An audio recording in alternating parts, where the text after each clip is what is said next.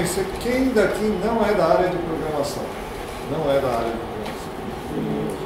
Pessoal que não é da área de programação, você é educação física, né? Você é do que? Não, é da área, eu não trabalho na área, da área Automação industrial. Automação industrial. Daqui das pessoas, daqui é das pessoas que são da área de programação, quem não é da área de Python. Não é da área de Python. Beleza. O pessoal que não é da área de Python, já viu algum código Python? Já tem uma ideia de um Hello World, pelo menos em Python, sabe? Mais ou menos. Quem daqui é professor? Beleza. Daqui tem estudantes.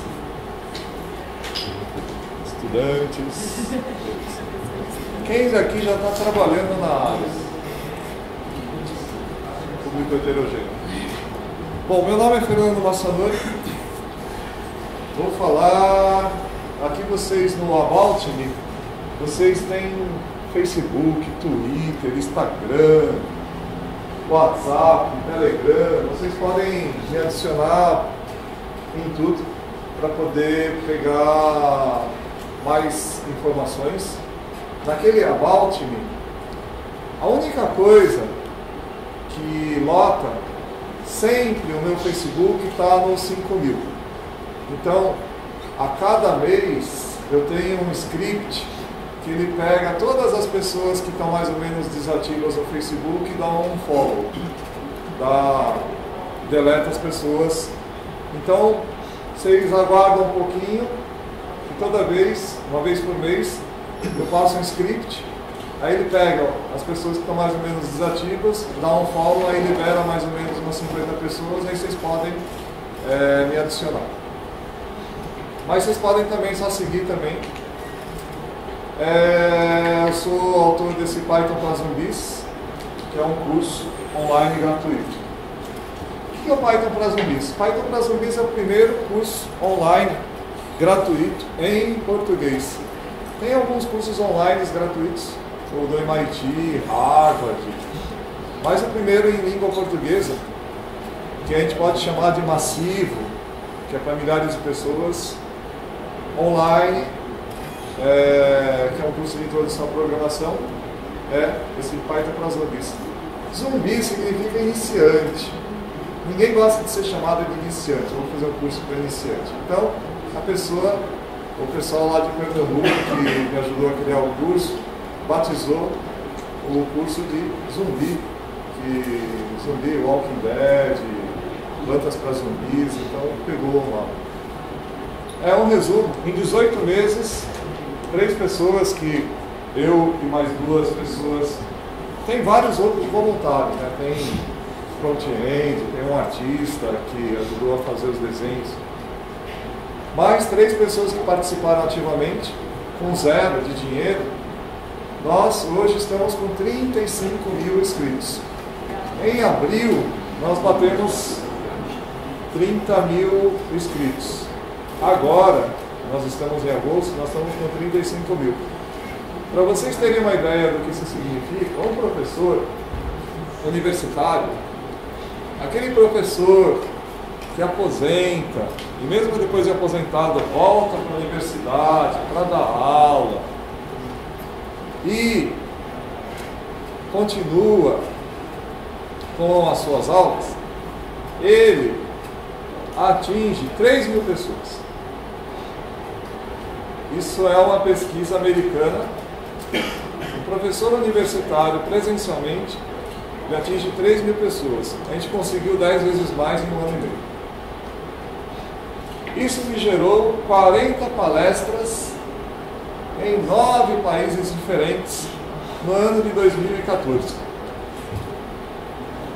Nesse ano de 2015, eu tenho 56 palestras agendadas.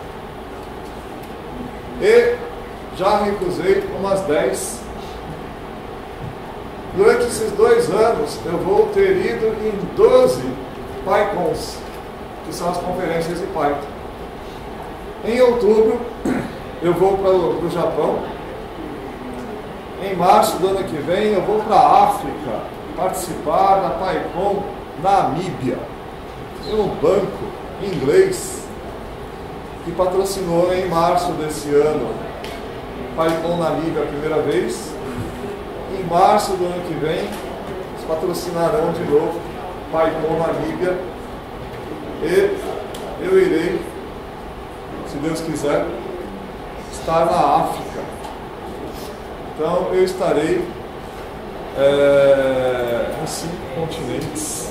Quando eu estiver na África, eu terei estado nos 5 continentes nas PyCons.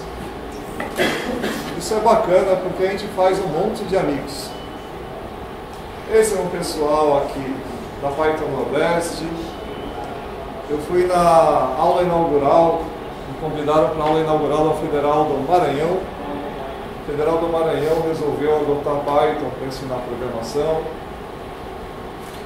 Na semana retrasada, me convidaram para dar uma palestra sobre computação e educação na Universidade de Campinas. A Unicamp, na reunião da congregação, decidiu adotar Python para ensino de programação para todas as engenharias. A Universidade de São Paulo, a Poli, Engenharia Politécnica, faz 2 anos, tinha decidido mesmo. A Engenharia Politécnica, faz 2 anos, ensina programação com Python. Python é muito forte no ensino de programação. Aqui eu estou vendo, tem muita gente nova, talvez não saiba, mas nos Estados Unidos, nas universidades mais importantes, Python domina na educação. Em disciplinas de introdução à programação, Berkeley ensina introdução à programação com Python, o MIT ensina de introdução à programação com Python, Cornell. Tem muitas universidades também menores que ensinam a introdução à programação com Python. Mas aqui no Brasil, a Federal do Rio de Janeiro, na semana passada, recebi um e-mail de um professor que é muito famoso, chamado Fernando Castor. Fernando Castor é um dos professores mais influentes da Federal do Pernambuco. Esse cara, ele deu uma palestra na Campus Party de Recife, falando sobre as 5 linguagens mais importantes que todo programador deve aprender. Eu assisti essa palestra e eu admiro esse cara, porque ele fez uma pesquisa para dizer por que aprender essas 5 linguagens. Python está entre elas. E eu fiquei surpreso, porque ele me mandou um e-mail pedindo dicas de como utilizar Python para ensinar programação, porque a Federal do Pernambuco vai começar a utilizar Python para ensinar programação, pelo menos no curso dele. Então Python é uma linguagem muito utilizada para ensino de programação. E nas minhas viagens a gente vai notando que o pessoal utiliza, mas não divulga muito. E é uma coisa assim importante. Esse pessoal, o pessoal da Itália, da PyCon da Itália, é um pessoal muito divertido, é muito parecido com o pessoal daqui de Minas. Lá eles têm um negócio chamado PyBirra, que é parecido com o PyBar daqui. Na primeira noite, você vai com uma pulseirinha do evento, e aí você tem o chopp de graça lá no bar do James Joyce. Lá o congresso lá da Itália é na Florença, chique, né? Florença. Tem o rio, e na margem do rio tem um bar. Aí você vai lá com a pulseirinha, tem um monte de mesinhas de frente para o rio, e você fica bebendo cerveja e conversando com o pessoal. E eu conheci lá um cara chamado Alex Martelli, que é um dos caras mais importantes da comunidade Python. O Alex Martelli é um cara que está a nível de diretoria da Google. E ele, hoje, ele está no nível que ele decide projetos. Ele está no time de cloud da Google. E eu falei, bom, eu vou lá só para escutar o que esse cara tem para falar. Porque esse cara que está no nível que decide projetos, quais projetos vão para frente, quais projetos vão ficar esperando. Aí esse cara viu que eu estava escutando, só escutando. Ele falou assim, pô, você aí, eu só estou falando, fala um pouco sobre você. Então eu achei muito bacana de um cara como o Alex Martelli pedir de um cara que é totalmente desconhecido como eu, que era a primeira vez que ia na PyCon na Itália, pedir para ficar falando sobre os projetos. E eu falei do Python para zumbis, e depois na palestra dele ele falou, olha, lá no Brasil, lá tem um curso online lá, que já tem 20.000 pessoas lá, animado. A capacidade das pessoas se entusiasmarem com as coisas dos outros. Achei bastante bacana. Esse pessoal é o pessoal da Argentina. A gente tem a rixa com o pessoal da Argentina, mas eles não têm uma reciprocidade. Às vezes a gente fica com birra dos argentinos, mas eles gostam da gente assim. Eu só não gostei de uma coisa da Argentina. Em Buenos Aires, eles têm o costume, assim como a gente cumprimenta as meninas dando beijinho no rosto, lá eles têm o costume dos homens cumprimentarem dando beijinho no rosto. Mas quando eu cheguei em Buenos Aires lá, para pegar o ônibus que ia levar para o evento, chegou um monte de barbudo, os argentinos lá, chega lá, no rosto lá. Eu achei estranho lá, falei, eu sou brasileiro aqui, no Brasil não é costume esse negócio de beijinho no rosto. E o argentino, só para ferrar, eles contaram, o brasileiro não gosta, aí os caras vinham em cima só para... Mas eu fiz bastante amizade com o pessoal lá. Tinha um ônibus que levava a gente para o local do evento, que era uma cidade chamada Rafaela, um ônibus super chique lá, 50 lugares. O pessoal fazia lightning talk dentro do ônibus. Então tinha um circuito de TV interno. Então tinha umas TVs, era um ônibus de 2 andares. Nesse ônibus estava o Pai Dani e a Audrey, que são 2 caras ativos na comunidade Python. Então a gente tinha um esquema que a gente fazia palestras relâmpagos, e a gente fazia a palestra relâmpago, todo mundo ficava assistindo pelo circuito interno de TV do ônibus. Então era muito da hora, porque a viagem era longa, então a gente ficava assistindo a palestrinha relâmpago lá dentro do ônibus. Então muito bacana. Bom, a gente vai falar sobre comunidade. Comunidade é composta de pessoas. Então eu vou contar algumas histórias de pessoas. Primeiro, histórias de pessoas da comunidade de palestrantes. E depois contar histórias de alunos para que vocês se inspirem. E também para a gente melhorar a participação da nossa comunidade local. Na PyCon desse ano, eu estava tomando o meu café da manhã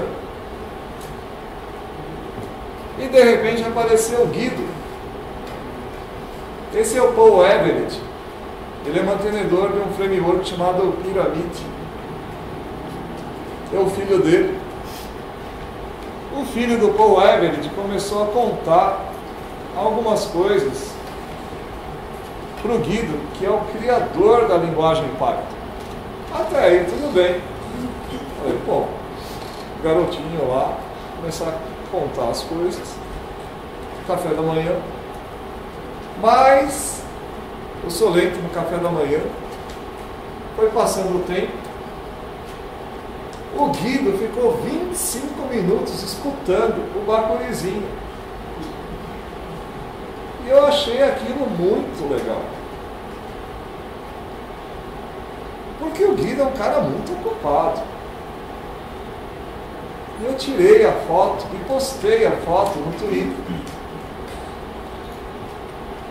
A comunidade Python retweetou esse bagulho. Se vocês forem ver esse Twitter, tem 89 retweets e uns 90 e tantos likes. Eu coloquei isso aqui. Quando você vê que os desenvolvedores podem trazer os seus filhos para a PyCon, e o Guido dá atenção para eles. Quando eu fui na PyCon, eu vi num blog alguns conselhos de como aproveitar a PyCon. E o pessoal falou o seguinte: a PyCon é um evento diferente. Quando você vai num evento de programadores, você vai encontrar um monte de gente que é desenvolvimento web. E o pessoal vai falar de Puppet, vai falar de Ansible, de Docker. Mas na PyCon você vai encontrar um cara que é especialista em grego e latim. O outro, a menina, faz mixagem de rap. O outro cuida de um telescópio, que é o maior telescópio do mundo. A menina cuida de animação na Disney. O cara cuida de criação de ovelhas e está fazendo um software de criação de ovelhas. Então, a melhor coisa que você tem que fazer é desligar o celular, deixar um pouco o celular, deixar um pouco o notebook, levantar a cabeça e olhar as pessoas. E foi isso que eu fiz. Aí eu ficava ligado nas pessoas.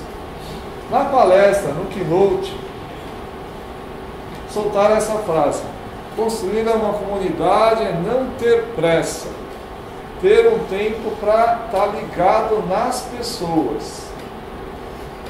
E lá uma coisa muito legal, que as refeições eram muito divertidas. Porque quando você tem numa mesa uma menina que faz mixagem de rap, a outra cuida de animação na Disney, o Big Hero foi todo feito em Python. Uma hora eu sentei na mesa com o pessoal que fez a criação do Big Hero, o pessoal que fez a criação de multidões, a criação dos pontos de áudio. Tem um pessoal que trabalhava com o Bank of Boston, Bank of America, Citibank. Então são pessoas diferentes. As conversas eram muito diversificadas. Toda hora tem alguém que fala que para criar negócios você tem que pensar fora da caixa. A melhor forma de você pensar fora da caixa é você conviver com pessoas que não são da sua caixa. E isso é muito legal. Na PyCon, a gente encontra gente que é de sociologia, gente que é de psicologia. Tem um cara que submeteu uma palestra que é como compor poemas. Como é que era o título da palestra? É uma coisa do tipo composição de poemas utilizando machine learning. Mas é um bagulho assim que totalmente diferente da minha caixa. Na mesa lá, a maior parte das vezes eu era o único cara que tinha trabalhado com desenvolvimento web. Isso era muito legal. Outra coisa bacana esse é o dia anterior ao começo da PyCon. Uma das coisas que o pessoal mais gosta é o dia anterior ao início do congresso, que é montar sacolinhas. Isso que o pessoal estava fazendo aí fora, eu achei divertido, que o pessoal estava montando os crachás, é uma coisa muito comum na PyCon, na EuroPython aconteceu também. No dia anterior ao primeiro dia do evento, o pessoal gosta de fazer essa linha de montagem para fazer a montagem das sacolinhas. Na verdade, tem muitas pessoas na comunidade Python que ficam, entre aspas, em estado de alerta, esperando um chamado. Um chamado para o caso de ter alguma necessidade de ajuda. Aí o pessoal vai lá ajudar. Esse cara aqui é o Alex Gaylor, é um core committer, foi keynote da Python Brasil, do Porto de Galinhas. Esse aqui é o Heineck. Esse cara é maior barato, muito engraçado. Ele trabalha com aquele negócio assim, um tornado, né? Tem um monte de caras aqui. Então, construir uma comunidade, construir uma cultura de serviço. Isso é muito importante. O Uber, o núcleo dele é feito em Python. O quanto que o Uber devolve, o Uber tem um valor de mercado de 50 bi. O quanto que ele devolve para o Python, que é software livre,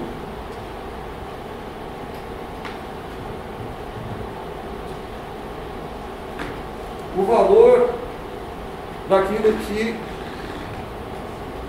ele cresceu. Então, uma das coisas que a gente sempre precisa pensar nos nossos projetos é tentar retornar para a comunidade, de alguma forma, aquilo que nós ganhamos nos nossos projetos, daquilo que usufruímos daquele software que é livre. Então, uma das coisas, construir a comunidade é construir uma cultura de serviço. No dia seguinte, tem todas essas sacolinhas prontas.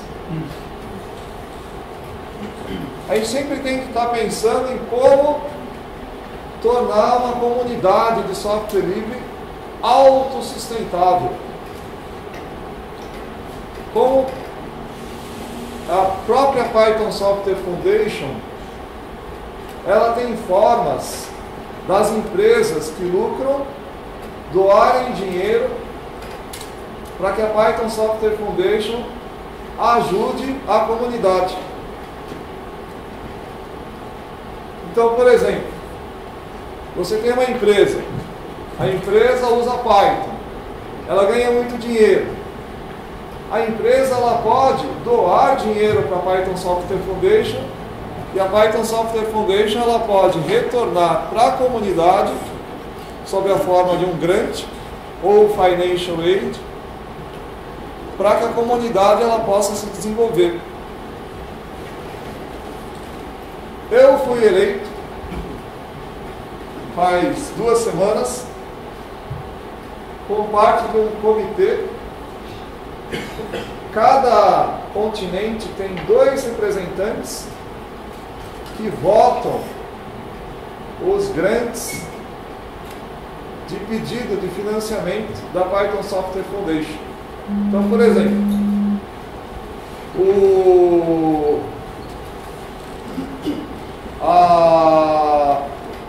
Congresso de Python brasileiro precisa de um dinheiro, por exemplo, $3.500. Quem vai votar? É um comitê formado por 2 pessoas de cada continente. Da América Latina, eu fui votado e o Facundo Batista. Então, eu não posso participar do comitê oficial de organização, senão não tenho direito a voto. Mas Django Girls precisa de $300 para um coffee break. Fazem um pedido, esse pedido vai parar nesse comitê. Eu e o Facundo temos direito a um voto. Na África tem 2 pessoas que têm direito a um voto, cada um. Na América e assim por diante. Da onde que vem esse dinheiro? Por exemplo, o SendGrid, ou o Uber. O Uber ganhou um dinheirão danado com o Python. Se ele quiser, ele pode doar $1 milhão para a Python Software Foundation para reverter para a comunidade, para essas coisas que auxiliam a comunidade a se autossustentar. E esse dinheiro não é um dinheiro pequeno. Números e diversidade. 1/3 dos palestrantes da PyCon de 2014 foi mulher. 1/3 dos palestrantes da PyCon de 2015 foi mulher. 1/3 dos palestrantes da DjangoCon deste ano é mulher. A DjangoCon é no mês que vem. Cupai Natal, 1/3 dos participantes do ano passado foi mulher. Esse ano teve uma eleição da diretoria da Python Software Foundation. Dos eleitos, 7 foram mulheres, 4 foram homens. Então a diversidade na Python Software Foundation é uma coisa impressionante e real.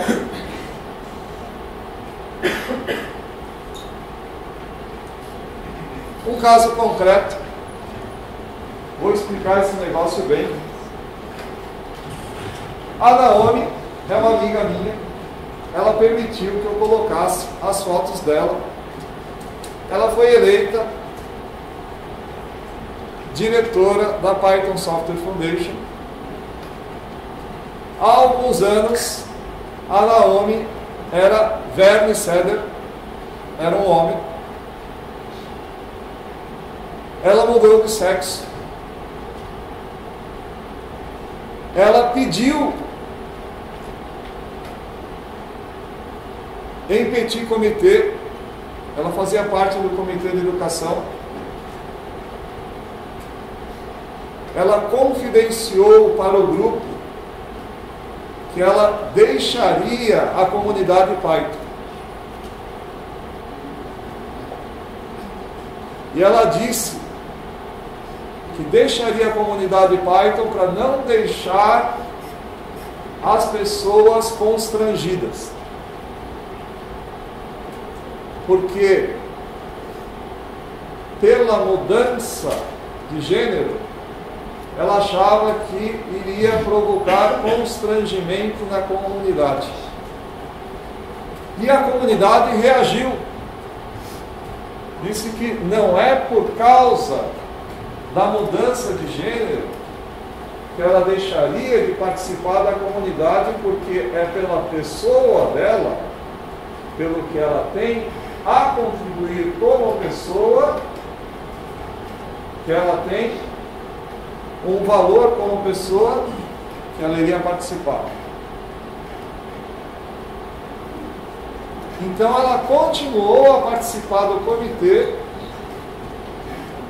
de educação, porque ela era a organizadora do comitê da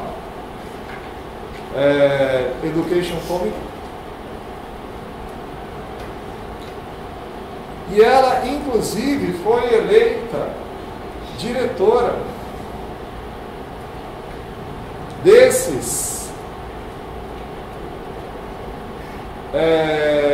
board, porque a própria comunidade pediu. A Naomi não é uma pessoa escandalosa, é uma pessoa discreta, inclusive bastante sensível.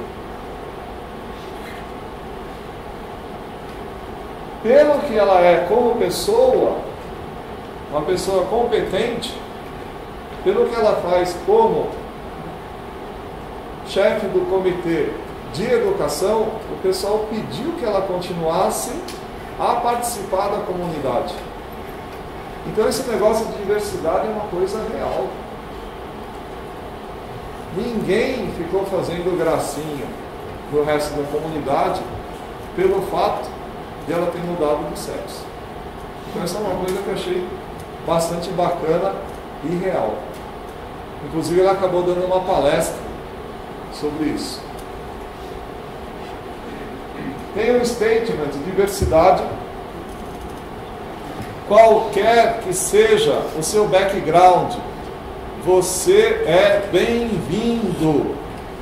Isso acontece na prática. Por isso que na PyCon você tem caras que são bem diferentes. Tem cara que vem de JavaScript, de front-end.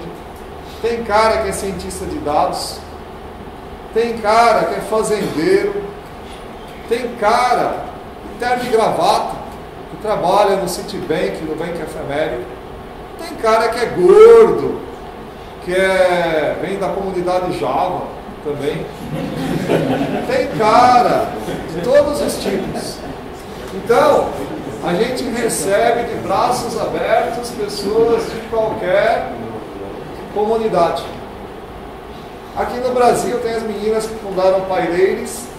Elas organizaram lá um evento lá para 100 pessoas. O pessoal não é feminazi, só pode menina. Elas deixam os meninos participarem. Só que elas falam, ó, se você puder levar a namorada, é bom. Então não é um pessoal assim, só pode menina. Também pode menino. No Rupai foi um negócio bacana aqui, 1/3. Foi a primeira conferência no Brasil, de desenvolvedores que teve 1/3 de participação feminina. Nunca no Brasil houve uma conferência de desenvolvedores com 1/3 de participação feminina. No Brasil a gente já teve Campus Party, coisas assim de software livre, com participação feminina de até 20%, mas de desenvolvedores, Rupai é Ruby, Python e JavaScript. Foi a primeira vez com 1/3 de participação feminina. O CodeGel já foi um evento mais de motivação. Não foi organizado pela Paireiros, mas teve uma forte influência. As meninas lá participaram. Vai ter o CodeGel agora em Natal, dia 20 de novembro. Tem mais gente. Vai ter até uma atividade para escolas públicas. Mas tem uma participação das Paireiros. Diversidade, uma coisa bacana que aconteceu em São Paulo. O pessoal que organiza os meetups lá de São Paulo, eles fizeram uma chamada, o Eric Hideck aí, o Diego Garcia, Diego. Eles fizeram uma chamada pedindo para que algumas meninas criassem Paireiros em São Paulo. E surgiram 3: uma advogada, Cecília Tanaka, uma jornalista, Érica Campos, e uma física, Patrícia Simões. Eu achei esse negócio revolucionário, incrível, fantástico. Pô, espetacular, não tem uma coisa que é mais fora da caixa do que uma iniciativa para trazer mulheres para a programação que parta de uma advogada, de uma jornalista e de uma física. Porque tem um monte de gente que é da área de humanas que está interessada em aprender a programar. Agora, quebra a barreira inicial quando a iniciativa foi criada por uma pessoa que é da área de humanas. Eu dei uma palestra não, um mini curso, para 40 jornalistas, em julho. No auditório do lado estava o Hélio Gaspari, que é um jornalista fodão, assim, um cara super... E eu, concorrendo com o Hélio Gaspari, tinha 40 jornalistas querendo aprender Python, para aprender a fazer raspagem de dados. A minha oficina tinha lista de espera. Então tem uma demanda, e a maior parte dos jornalistas era mulher. Então tem uma demanda de jornalistas querendo aprender programação. Quando você tem uma jornalista que funda Paireiros, isso aqui é uma coisa que atrai gente. Tem uma lista de discussão, que tem muitos jornalistas que participam, chamada Open Knowledge. Open Knowledge. Lá a Cecília postou, tem um monte de jornalistas já querendo mini curso, que é uma coisa bastante bacana.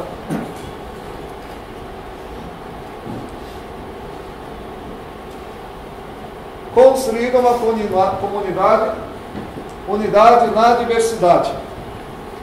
Vocês podem pensar, mas se eu tenho advogado, jornalista, psicólogo, esqueci de falar que a Naomi, ela é doutora em letras clássicas, grego e latim clássico. Que bacana, pessoal lá da unidade Python, a Frangela. Isso não pode virar uma torre de Babel, uma bagunça, uma zona?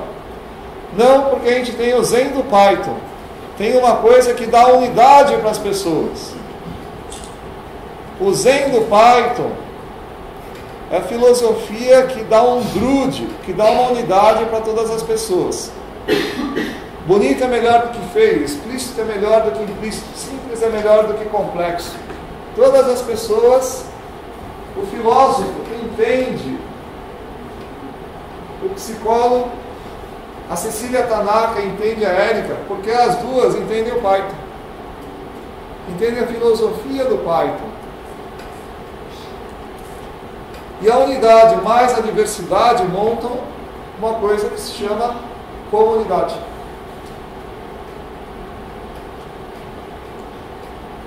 Vou mostrar alguns caras que eu encontrei da comunidade totalmente fora da caixa. Esse cara, chamado Manuel Kaufmann, é um cara nômade. Ele trabalha remoto e ele passa a vida num carro. Ele converteu o carro dele numa casa. Ele fica viajando a Argentina inteira dando curso de Python de graça. Então, ele tuita, fala assim, ó, eu estou indo agora para tal cidade. Alguém me acolhe? Eu vou dar um curso final de semana de graça. Então ele fica trabalhando durante a semana, final de semana dá um mini curso. Olha aqui, ó, os locais que ele passou. Vocês podem ver pelo tamanho do Rio Grande do Sul, esse cara andou pra cacete aqui, ó. O cara viajou pra burro. A gente aprovou para ele um grant semana passada de $5.000 para ajudar. Então, a Python Software Foundation dá grana. Esse cara é malucão, pô. Esse cara é malucão. Esse cara é biruta. Esse cara, ele estava em Cochabamba esses dias. Ele não passa na Argentina. Foi para Bolívia, foi para Venezuela. Ele teve uma barreira lá, porque os caras estavam protestando lá contra o Hugo Chávez lá, fecharam uma estrada. Acompanhar os posts desse cara é um sarro. E, ó, aqui, ó, no Rio Grande do Sul, olha os locais que os caras estão passando. E esse cara, ele trabalha remoto, ganha vida trabalhando remoto, nômade digital, mas os finais de semana o cara está ensinando Python. Malucão! Vocês querem um cara que pensa mais fora da caixa do que esse biruta aqui? Cícero Moraes, designer 3D, trabalha com Python. tem um software em Python chamado Python Photogrammetry Toolkit. Serve para reconstrução facial. Ele é um perito. Você encontra um cadáver, um crânio. Eu preciso reconstituir, principalmente a polícia, né? Reconstituir de quem que era o defunto. Esse cara ficou famoso por causa da reconstituição facial do Santo Antônio de Pádua. A Universidade de Pádua mandou a fotogrametria de um crânio, sem dizer de quem era, e mandou o histórico médico.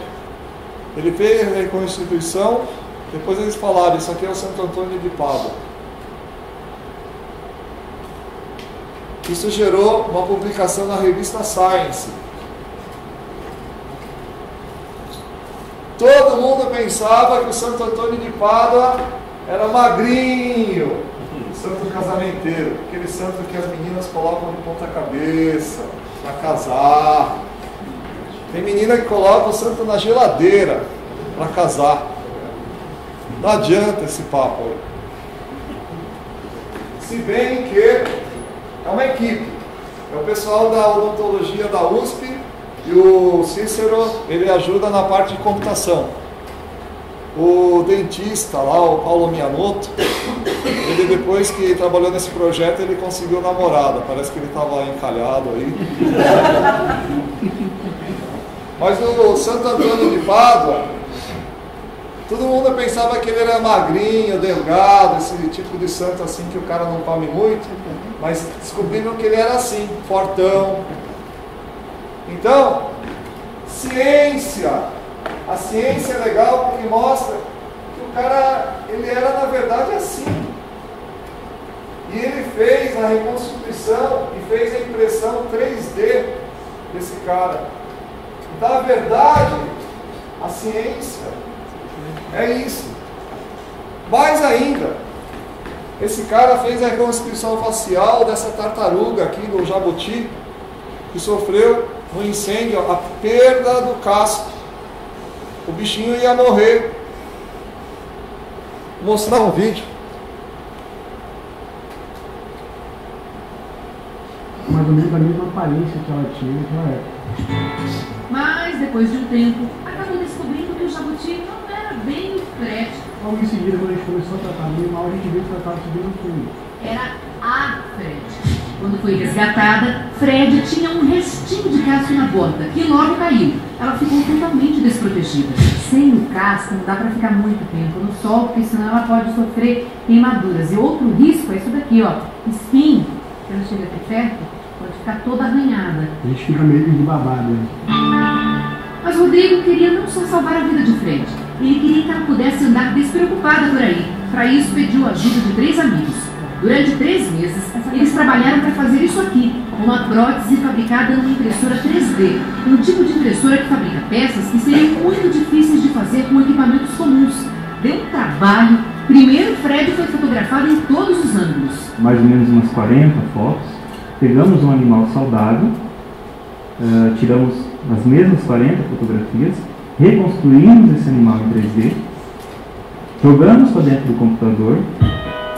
Em Sinop, interior de Mato Grosso, o designer Cícero projetou um casco na medida exata para Fred e mandou as informações para o Paulo, um dentista de Santos, no litoral paulista. Aí começou a etapa mais demorada, a impressão. Só para fazer essa peça aqui foram 50 horas de impressão, né, muito mais do que a gente imaginava. Depois de uma semana na impressora... Agora as peças passaram por um acabamento polimento. É a hora da verdade, agora ver se está encaixando, né? Essa é a nova prótese, a nova casinha do jabuti. Enquanto isso, Fred pegava a estrada de Brasília a Santos, local da cirurgia. O cirurgião dele é o mesmo do Zequinha, o Roberto, um especialista em animais selvagens. A operação começou tensa.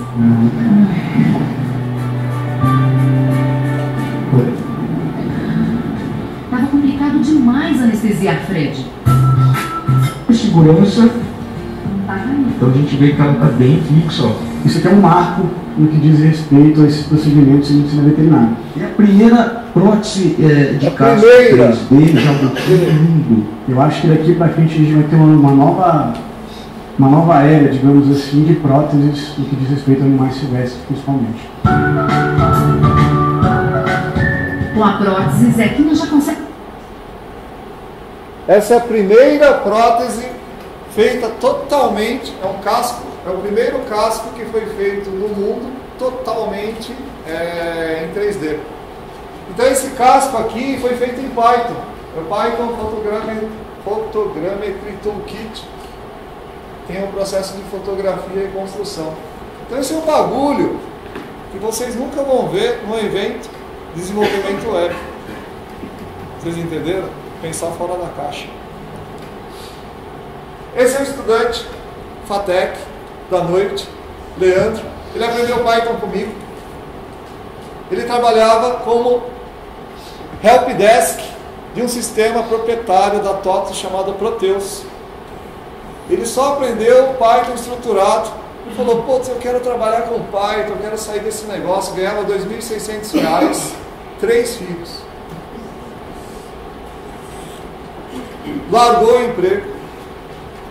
Falei: pô, cara, você é corajoso, hein? Ele falou assim: bom, me ajuda aqui. Eu falei: o que você sabe fazer? Eu falei: ó, eu aprendi a trabalhar com a parte funcional do Proteus, que é o financeiro. Eu sei programar. Bom, então tenta fazer customizações do Proteus.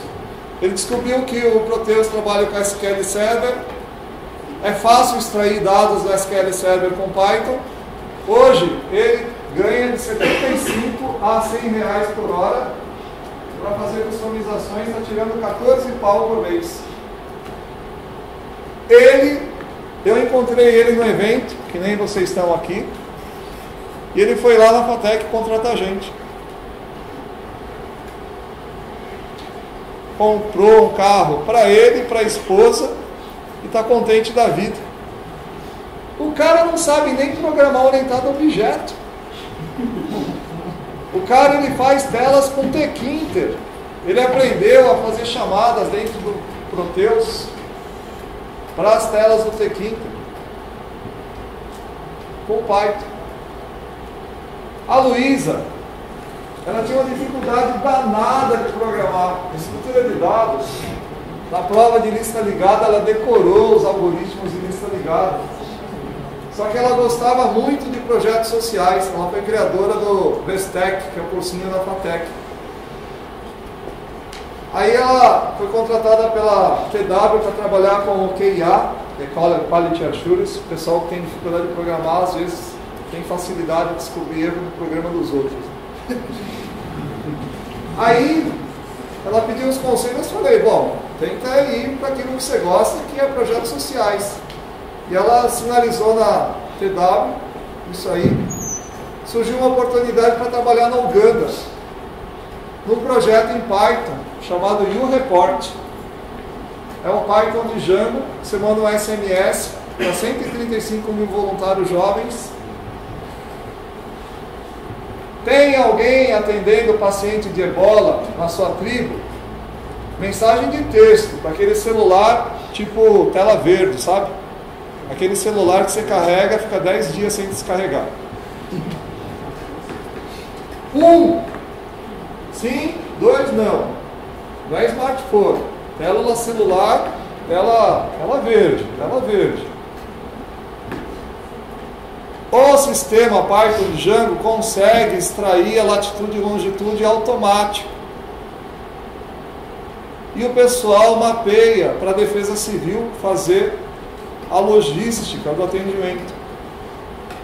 Cara, esse sistema ajuda em muitas coisas importantes na Uganda.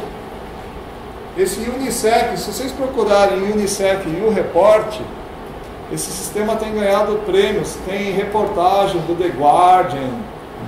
Isso aí está sendo implementado no Sudão e em outros países. Esse sistema é livre, é open source. Se vocês procurarem no GitHub, Unicef e o Report, está lá. A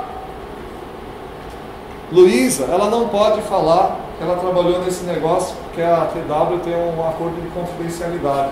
Mas eu posso.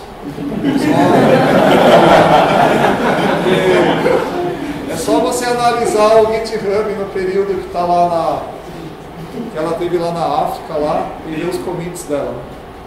Então isso aí rebola. A Lissane foi uma menina que fez a primeira turma do Python para zumbis, ela me adicionou no Facebook. Eu achei estranho o nome dela, depois eu fui ver, ela era do Xingu. No ano passado ela me adicionou, ela falou, pô, assisti todos os seus vídeos, eu estou aprendendo, estou gostando pra caramba da área de computação. Aí no ano passado ela me disse que tinha gostado demais do curso. No final do ano eu vi que ela ia ser homenageada lá no Copacabana Palace lá. Eu perguntei para ela, por que você está sendo homenageada? É porque eu fui aprovada em Harvard para fazer computação. E eu falei, pô, parabéns, né? Eu falei, pô, mas obrigado porque você foi um dos responsáveis por isso. Legal. Então, são essas coisas assim de comunidade que a gente fica contente. E termino com um pedido. Acho que vocês já devem ter visto isso aqui. Tem um aluno que depois ele deu um depoimento na RUPAI. Após começar um tratamento antidepressivo por conta própria. Porque eu era motorista de caminhão, motorista carreteiro, e contraí DPOC nível 4, muito grave, e fui aposentado precocemente. Tive 2 anos de depressão, fiquei muito pesado, comecei a sofrer muito por causa da doença, até que eu resolvi reagir. E a reação foi através da internet e tentando procurar alguma coisa de útil para fazer. O que eu consegui encontrar de útil para fazer foi, além de ficar no Facebook e essas outras coisas tantas, estudar, procurar me alimentar de alguma forma também, para mim não estava com medo até do Alzheimer. E através dessa procura eu comecei a estudar uma coisa ou outra, estudei Java, tudo que eu encontrava graciosamente na internet, até que eu cheguei no grupo de Python. E através dessa conversa, dessa interação com ele, eu estou aprendendo Python. Python é uma ciência da programação bem interessante, bem pegajosa. E através do Python eu conheci Raspberry, Arduino, hoje eu estudo Arduino, estudo Raspberry. E acabou que eu vim aqui para me dar pessoalmente esse depoimento com o Henrique Vasco, com o Eric Deck, conhecer o Fernando Massanori, esse pessoal que está por aqui. Através da boa vontade desse pessoal que se propõe a ensinar graciosamente e a incentivar outras pessoas a estudarem, a correr atrás, eu me reencontrei com a idade que eu tenho, já um aposentado por invalidez, a ter uma perspectiva de vida e ter uma razão muito séria para continuar vivendo, estudando e progredindo.